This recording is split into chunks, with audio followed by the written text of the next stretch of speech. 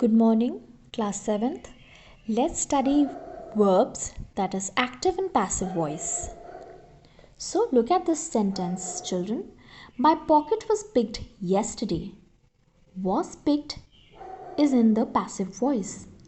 Passive voice means that you tell what is done to the subject. So, my pocket was picked yesterday is a passive voice. Let us compare active and passive voice together. Somebody picked my pocket yesterday is an active voice. My pocket was picked yesterday was a passive voice. So, we use an active voice to say what the subject does. For example, the crowd blocked the roads. Who blocked the road? The crowd. The cloud blocked here is the active verb. Tea refreshes the body. What refreshes our body? Tea refreshes our body. So this is an active verb. We use a passive verb to say what is done to the subject. For example, the crowd was driven away from the market. What happened to the crowd? The crowd was driven away from the market.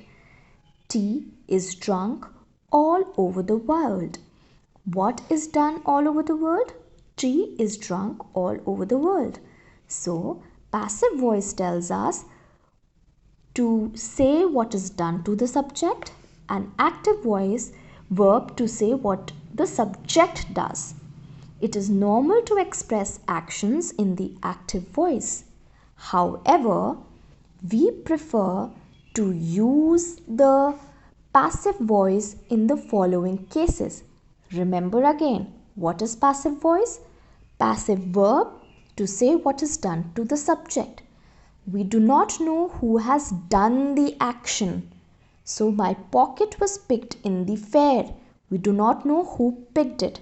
So that is why we are using a passive voice in the following cases.